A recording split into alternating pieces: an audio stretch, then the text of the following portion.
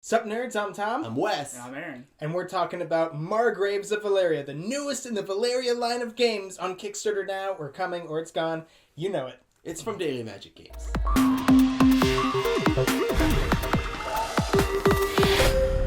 Margraves of Valeria takes the Valerian universe and puts the European game, Eurogame feel on it. Like now you have this big, beefy Eurogame with moving around, collecting resources, moving up on tracks, trying to get more victory points for the symbols that you're used to in the previous games. I will say that the only one I've played is Valeria Card Kingdom, and after playing that game, and granted, a lot of other games, but this game became very intuitive because, again, you have very similar resources, everything. It feels very familiar, so coming into it, if you play those games, it does feel in the same universe, and not just because of the name on the box or the artwork, but in that game we're collecting these resources, in this game we're collecting these resources. In this game, we score points based off of these symbols on the cards. Yeah. A lot of the symbology is the same. In terms of the gameplay and mechanics,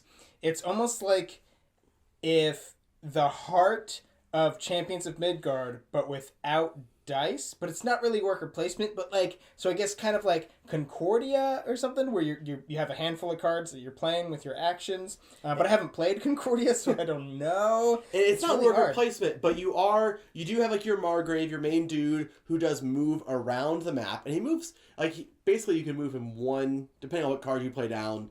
You move a space, but then you also have the little soldiers that's the more of a worker placement, where you can place them where you are and or gain a reward. Move them away, and that does an action or a reward. But also the map is relatively small in that most of the places are just 2 away. Mm-hmm. Yeah. So you're not super limited. So they did keep the slaying of monsters in this game. You have 4 different territories where you can go fight monsters.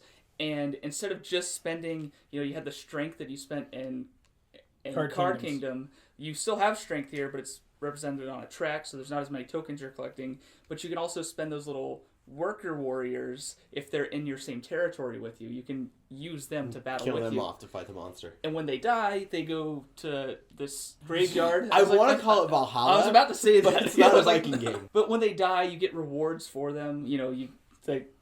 I guess there's honor in dying, like Valhalla. The main action, though, is from the card play. We're saying, it feels almost like a worker placement game because it looks like it, but really, you play a card to trigger the actions. There's a top half that's generally, it may be necessary, but it's usually not as good. The bottom is the main action. It feels like you're reading text. It's gain these symbols. You may do this. Other players may do that. So that feels more like the action-y type of thing. The actions that you're doing are mostly either, yes, fight monsters. You can gain resources and money and stuff. You can spend resources to build buildings, which will give you influence to move up these tracks, which is a big deal for scoring. Or the last action is you can pitch one of your cards face down to pick all of your discarded cards back up, burn one card from the lineup, and then buy another card if you want to. So that's the way to actually, get better actions. Like you're saying, the bottom half, those become more unique. They still have the same movement actions, like the top action if you were to play the banner. Where you just they're really basic. It's gain a resource, but they might be necessary. But you definitely have to move around the board to do stuff. Especially because the other thing that you could do when you pitch a card face down is build your towers. That's one of the ways you can trigger end game. And I don't remember exactly what they're called, but you have 4 of them, and when you build your 4th, it's one of the end game triggers, and it gives you a bonus for building it, and it also gives you 2 icons. Sometimes they're the same, sometimes they're different. And the influence. And then 3 influence. That's the main way that you're going to move up that track. So the influence, it does feel very Euro-y in the idea, kind of point salad-y.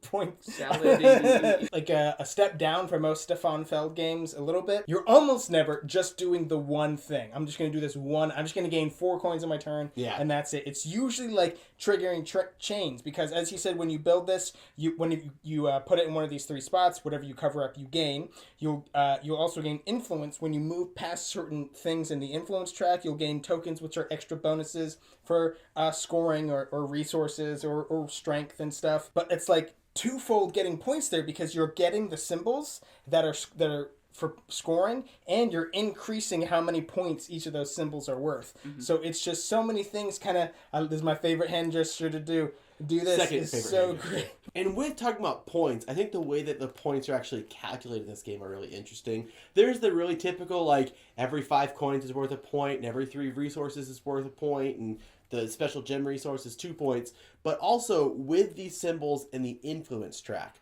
the way the influence track is like 1 point, 2 point, 3 point, 4 point, 5 point, 6 point, but that's how many points each one of these symbols is worth. So you want to, like, hammers, you want to calc out, okay, I have 6 hammers, and I'm at 4 on the influence track, so that's 6 times 4, 24 points for hammers. And there's also, like, the banners you can get, which you, like, square how many unique, like, you're trying to collect unique sets of banners. So, like, I've got a red, a yellow, and a green, so I have 3, and then you square that or multiply it by itself to get 9 points for it. And I feel like that kind of, like, it's not just counting out the points and just adding, but there's a lot of math with scoring that makes it really interesting. With the influence tracks, they're kind of like guilds, and as you go up the guild, you have to pay your dues to actually become like the higher ranks. Like at first it's 2 points, and then like you go up 4, 6. Like it becomes more and more expensive, but you're getting more and more victory points per icon, like you said. Did you mean guilds or cults? Are they cults? That's Do they make you drink Kool-Aid? You have to pay to advance. I had to pay 4 gold to get to level 4, and I don't feel any different. It's not a meteor, it's a cookie one. To add to all the madness that's going on, there's also this little shipping track over on the side that when you go to, I don't even want to try and pronounce that town, if you deploy one of the little warriors there, you can then use the shipping track. And when you do that, you spend any number of resources to move any number of spots on the track, and wherever you land, you get the reward. And they have influence on there. There's also the Roman numeral 1 and 2 for the tiles, the 1 and 2 tiles, which you normally get from advancing in the guild, but that's like another way to just randomly get one and hopefully get some good stuff out of it. Plus there's coins on there, so you can, trade resources to get coins. And as you gain those the what's this called? Influence. So like you gain the coins, so now you have the money that you need to spend to cross the threshold on the influence track.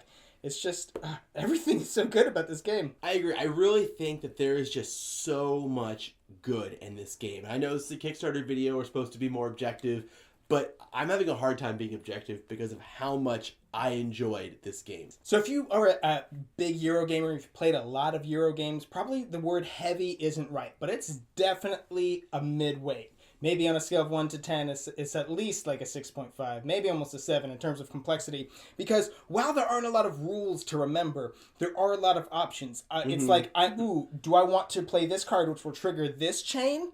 Or do I want to play this card which will trigger that chain? And, again, even fighting these guys, you'll get influence, which could pump you up something. You'll get a bonus, which could give you another card or more money or another tile. And then all the dudes that you spent come over here, and those could give you more bonuses.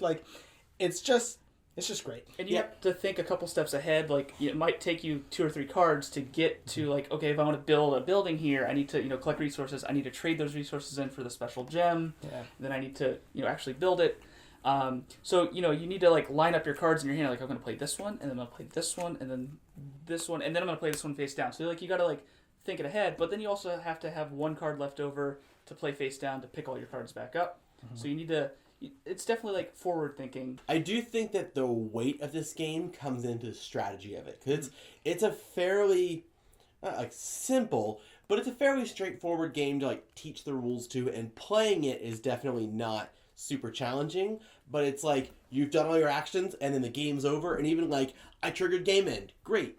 I lost so bad that game because I bum rushed just to get to game end, because that was in my mind the objective is I'm going to build all 4 of these towers, and having 4 towers out there, how could that not be great? Math. And it was good, but it came down to the fact that there's so many multipliers. It's not just how many towers and how many symbols I have, but the fact that most of my symbols are worth 2 and 3, and Tom's got symbols that are worth 5 out there. Mm-hmm. So that definitely is where the meatiness of the game comes in. Neverboard Gaming highly recommends this game.